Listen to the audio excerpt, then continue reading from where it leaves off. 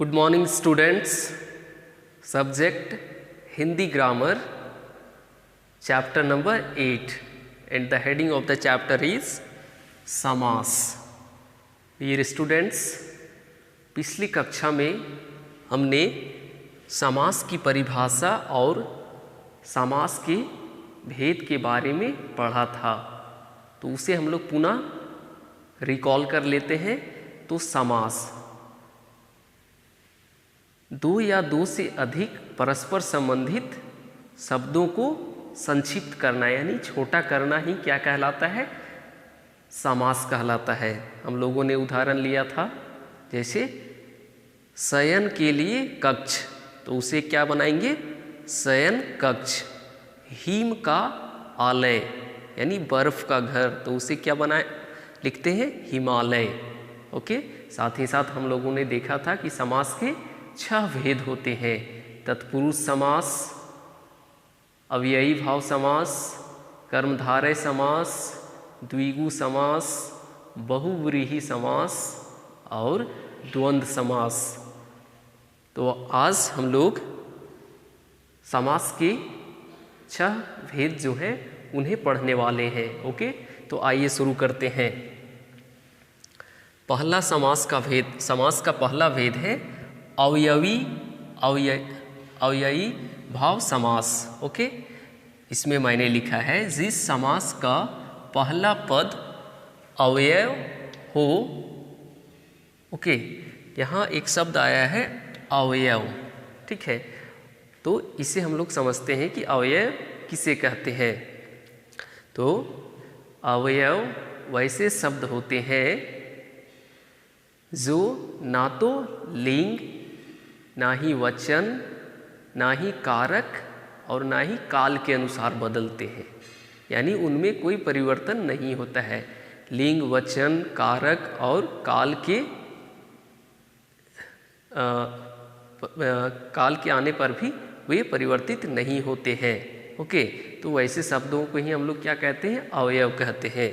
तो हम लोग इसे और अच्छी तरह से समझने की कोशिश करते हैं। मैंने 2 वाक्य लिखा है, बूढ़ा धीरे चलता है, और फिर लिखा है बूढ़े धीरे चलते हैं। तो यहाँ आप लोग देख रहे हैं कि यहाँ इन दोनों वाक्यों में धीरे में कोई परिवर्तन नहीं आया है। यहाँ भी धीरे है और यहाँ भी धीरे है। तो धीरे क्या होगा? यहाँ अवयव होगा। तो ऐसे शब्द जिनका लिंग, वचन, कारक, काल के अनुसार कोई परिवर्तन नहीं होता है, वे परिवर्तनशील ना होकर अपरिवर्तनशील होते हैं, तो ऐसे शब्दों को ही अवयव कहते हैं। ओके, अव्यय। नाउ इसमें मैंने लिखा है पहला पद अव्यय बन तथा वही प्रधान हो और उसके योग से समस्त पद भी अव्यय बन जाता है, वह अव्ययी भाव समास कहलाता है। यानी ऐसा समास जिसका पहला पद क्या है? अव्यय, और वही पद प्रधान होता है। ओके, हम लोग उदाहरण की सहायता से समझने की कोशिश करते हैं। मैंने यहाँ लिखा है आ जन्म, तो यहाँ 2 शब्द हैं, आ और ये जन्म, ठीक है। तो आ क्या है? अव्यय है। क्या है? अव्यय है, और यही पहला पद है। तो जो फर्स्ट में रहता है उसे पहला पद कहते हैं, और जो बाद में होता है उसे दूसरा पद या उत्तर पद कहते हैं। तो यहाँ आ है, अव्यय है, और यही पद प्रधान है, और उसके योग से यानी अव्यय के योग से समस्त पद, यानी समस्त पद क्या हो जाता है? अव्यय बन जाता है। तो यहाँ देखिए आ और जन 2 अलग अलग शब्द हैं, ठीक है। तो जब इन्हें जोड़ा गया है तो यह क्या बन गया? एक अव्यय बन गया। ओके, इसका हम लोग समास विग्रह करेंगे तो क्या हो जाएगा? आजन्म यानी जन्म भर। नेक्स्ट है भर पेट।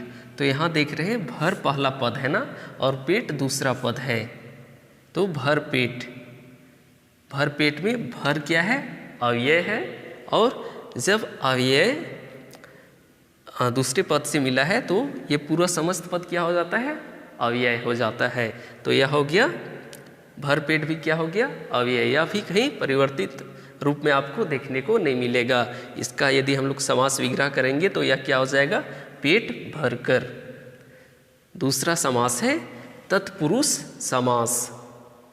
इसे हम लोग समझने की कोशिश करते हैं। जिस समास में दूसरा पद प्रधान होता है उसे तत्पुरुष समास कहते हैं। ओके, जिस समास में दूसरा पद, यानी इस समास में हम लोगों ने क्या किया, पहला पद अव्यय होता है और इसे दूसरा पद कहते हैं ना। तो तत्पुरुष समास में क्या होता है, दूसरा पद प्रधान होता है यानी प्रमुख होता है। ओके, इस समास में दोनों शब्दों के बीच आने वाले प्रसर्गों या कारक चिन्हों का लोप हो जाता है। ओके, तो तत्पुरुष समास में कारक चिन्ह आते हैं और कारक चिन्हों का लोप हो जाता है। लोप हो जाना यानी समाप्त हो जाते हैं। ओके, तो हम लोग कारक के बारे में जान लेते हैं। कारक चिन्ह टोटल 8 प्रकार के होते हैं। ठीक है, कारक, तो उसे हम लोग आगे की कक्षाओं में पढ़ेंगे। जिसे हम लोग इसे बोलते हैं कर्ता ने कर्म को कर्म से। ओके, मैं इसे बाद में पढ़ाऊंगा। इसे हम लोग पहले तत्पुरुष समास के बारे में देख लेते हैं। ओके, उदाहरण की सहायता से हम लोग समझने की कोशिश करते हैं। जन्म रोगी, ठीक है, तो इसमें देखिए पहला पद क्या है, जन्म है, और दूसरा पद क्या है, रोगी है। तो इसमें कहा जा रहा है कि जो दूसरा पद है वह प्रधान होता है। तो इसमें दूसरा पद क्या है, रोगी, तो दूसरा यह पद प्रधान होगा। इससे जब हम लोग समास विग्रह करेंगे तो यह होगा जन्म से रोगी। जन्म से रोगी, यहाँ क्या है, से आया है, यह कारक चिन्ह है। ठीक है, तो जब इसे हम लोग संक्षिप्त रूप में लिखेंगे यानी समास बनाएंगे तो यह क्या हो जाएगा, जन्म से रोगी है तो हो जाएगा जन्म रोगी। तो रोगी जो है वह प्रधान पद है। जब हम लोग बोलते हैं जन्म रोगी तो इससे क्या मतलब निकलता है कि वह जन्म से ही क्या है, रोगी है। ओके, नेक्स्ट है घुड़सवार। घुड़सवार, तो जब हम लोग घुड़सवार में घुड़ और सवार है, यानी पहला पद घुड़ है और दूसरा पद क्या है, सवार है। तो जब इसे हम लोग समास विग्रह करेंगे तो यह हो जाएगा घोड़े पर सवार। घोड़े पर सवार, तो इसमें देख रहे हैं पर आया है तो यह एक कारक है ना, कारक चिन्ह है। तो इसका भी लोप हो जाएगा जब हम लोग इसे समास बनाएंगे। ठीक है, जब इसे जोड़ेंगे तो इसमें क्या हो जाएगा, घोड़े पर सवार। इसमें देख रहे हैं सवार, सवार भी क्या है, दूसरा पद है और यह प्रधान पद है। घोड़े पर सवार, किस पर सवार, घोड़े पर, यानी सवार यहाँ दूसरा पद है और यह प्रधान होता है। तो यह तत्पुरुष समास के बारे में है और एग्जाम्पल दिए गए हैं बुक में, उसे हम लोग थोड़ा सा समझ लेते हैं। ओके, जैसा कि मैंने आप लोगों को बताया कि कारक 8 प्रकार के होते हैं। कारक चिन्ह पहला है कर्म तत्पुरुष समास। ओके, तत्पुरुष के 6 भेद हम लोग समझ सकते हैं। कर्म तत्पुरुष समास, कर्म में क्या आता है, को आता है। ठीक है, आप बुक में पढ़ेंगे तो आपको ज़्यादा समझ में आएगा। ओके, तीसरा समास है कर्मधारय समास। ओके, कर्मधारय समास, यहाँ मैंने लिखा है इस समास में दोनों पदों के बीच विशेषण विशेष्य अथवा उपमेय उपमान का संबंध होता है। यानी कर्मधारय समास में विशेष से विशेषण, ओके, विशेष विशेषण उपमेय और उपमान का संबंध होता है। तो सबसे पहले हम लोग विशेषण के बारे में समझ लेते हैं। तो विशेषण ऐसे शब्द होते हैं जो किसी शब्द की विशेषता बतलाते हैं। ओके, और विशेष से जिन शब्दों की विशेषता बतलाई जाती है तो उसे ही विशेष से कहते हैं। ओके, जैसे हम लोग एक उदाहरण ले लेते हैं, तोता हरा होता है। तोता हरा होता है, तो इसमें विशेषण क्या है, हरा, यानी तोते की विशेषता को कौन बतला रहा है, हरा। ठीक है। तो हरा विशेषण हो गया, और जिसकी विशेषता बतलाई जाती है उसे ही विशेष्य कहते हैं। तो तोता हरा होता है, इसमें किसकी विशेषता बतलाई जा रही है? तोते की, तो तोता विशेष्य हो गया। और हम लोग एग्जाम्पल ले लेते हैं, गुड़ मीठा होता है, तो गुड़ मीठा होता है, यानी गुड़ कैसा होता है? मीठा। तो मीठा क्या हो गया? विशेषण हो गया। ओके। और किसकी विशेषता बतलाई जा रही है? गुड़ की, तो वह हो जाएगा विशेष्य। अब नेक्स्ट है उपमेय और उपमान, ठीक है। तो उपमेय और उपमान को समझने के लिए हमारे जो बुक में उदाहरण दिए गए हैं उससे हम लोग समझते हैं, ठीक है। तो उपमेय का अर्थ है जिसका वर्णन किया जाता है, ओके, जिसका वर्णन किया जाता है। और उपमान का अर्थ है जिससे तुलना की जाती है, ओके। इसे हम लोग यहाँ से समझ सकते हैं, चंद्र के समान मुख, चंद्र के समान मुख। तो इसमें किसकी बात की जा रही है? मुख की बात की जा रही है, इसमें मुख की बात की जा रही है। तो मुख क्या हो जाएगा? उपमेय हो जाएगा। और किससे तुलना की जा रही है? चंद्र से, यानी चंद्रमा से तुलना की जा रही है। तो चंद्र क्या हो जाएगा? उपमान हो जाएगा, ओके। यानी जिसकी वर्णन या जिसका वर्णन किया जाता है उसे ही क्या कहते हैं? उपमेय कहते हैं। और जिससे तुलना की जाती है उसे कहते हैं उपमान, ओके। तो कर्मधारय समास में क्या होता है? विशेष विशेषण और उपमा, उपमेय और उपमान का जिक्र होता है। जैसे उदाहरण है, महान है जो देव, तो महान है जो देव यानी महादेव। तो इसमें हम लोग देख रहे हैं कि इसमें महान किसकी विशेषता को बतला रहा है? देव की विशेषता को बतला रहा है। तो महान है जो देव यानी महादेव। तो इसमें देव क्या है? विशेष्य है, और महान क्या है? विशेषण है, ओके। इसी प्रकार चंद्र के समान मुख यानी चंद्रमुख। तो इसमें मुख किसका वर्णन हो रहा है? मुख यानी मुंह की वर्णन हो रहा है। और इसकी तुलना किससे की जा रही है? चंद्र से यानी चंद्रमा से। तो इसमें क्या है कि मुख उपमेय हो गया और चंद्र उपमान हो गया, और यह बन गया चंद्रमुख। तो ऐसे जो शब्द होते हैं वह कर्मधारय समास कहलाते हैं। नेक्स्ट है द्विगु समास।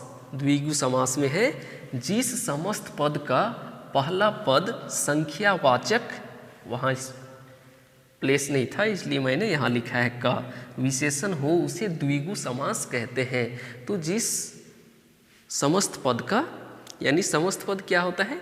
जैसे मैंने कि आप लोगों को बताया कि जो पहला पद होता है उसे, जो फर्स्ट में होता है उसे पहला पद, और जो आगे रहता है वो दूसरा पद। और तो ये पूरे को ही क्या कहते हैं? समस्त पद कहते हैं, ओके। तो इसमें बोला जा रहा है जिस समस्त पद का पहला पद संख्यावाचक विशेषण हो, यानी 1, 2, 3 या फिर दूसरा, तीसरा या फिर चौथा ऐसा आए तो उसे ही कहते हैं संख्यावाचक विशेषण, ओके। इसे हम लोग उदाहरण की सहायता से देखते हैं। जैसे 4 राहों का समूह, तो जहाँ 4 राह होते हैं ना इस प्रकार से, तो उसे क्या कहते हैं? चौराहा कहते हैं, ओके। तो वहाँ चौराहा जो है वह किस प्रकार का समास है? द्विगु समास है। हम लोग एक और उदाहरण ले लेते हैं। जैसे हमारा देश का झंडा जो है वह 3 रंगों से बना है, उसे तिरंगा कहते हैं। तो तिरंगा में क्या है? 3 रंगों का समूह है, यानी 3 रंगों का मिश्रण है। तो तिरंगा कौन सा समास हुआ? द्विगु समास। नेक्स्ट है बहुव्रीहि समास। इस समास में दोनों पदों में से कोई भी पद प्रधान नहीं होता और दोनों पद किसी अन्य पद की ओर संकेत करते हैं, ओके। तो बहुव्रीहि समास में कोई भी पद प्रधान नहीं होता है। वे लोग जो दोनों पद होते हैं वह किसी दूसरे अर्थ की ओर संकेत करते हैं, किसी अन्य पद की ओर संकेत करते हैं। जैसे समस्त पद है, ठीक है। वीणा पानी, तो इसमें से 2 है, वीणा और पानी, ये 2 पद हैं, ठीक है। लेकिन इन दोनों में से कोई प्रधान नहीं है, यह किसी अन्य पद की ओर संकेत कर रहा है। तो वीणा पानी यानी वीणा, वीणा होता है ना, और वीणा पानी यानी वीणा है जिसके हाथ में। तो वीणा किसके हाथ में होता है? सरस्वती माँ के हाथ में ना। तो यहाँ हो जाएगा ये जो वीणा पानी है वह किस पद की ओर संकेत कर रहा है? सरस्वती की ओर। नेक्स्ट है दशानन। यहाँ दो पद हैं, दशा और नन। तो दशानन यानी 10 है आनंद जिसके, 10 है सिर जिसके। तो 10 है सिर जिसके, किनके सिर 10 है? रावण के। ठीक है, रावण का सिर कितना है? 10। तो दशानन रावण को संकेत कर रहा है। एक और एग्जाम्पल हम लोग लिख सकते हैं, लंबोदर यानी लंबा है उदर जिसका, लंबा है पेट जिसका। तो किसका है? गणेश का।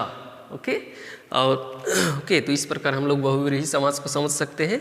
नेक्स्ट है लास्ट द्वंद्व समास। तो द्वंद्व समास को हम लोग समझ लेते हैं। इस समास में दोनों पद प्रधान होते हैं। ओके, तो द्वंद्व समास में जो होता है दोनों पद प्रधान होते हैं, यानी पहला पद भी प्रधान रहेगा और दूसरा पद भी प्रधान रहेगा। जैसे विग्रह करने पर दोनों पदों के बीच और तथा अथवा या योजक शब्द लगते हैं। तो जब द्वंद्व समास में समास विग्रह करेंगे तो उनके बीच और अथवा या तथा योजक चिन्ह आते हैं। जैसे उदाहरण है गुरु शिष्य। तो यह जो चिन्ह होता है इसे योजक चिन्ह कहते हैं। ओके, इसे योजक चिन्ह कहते हैं।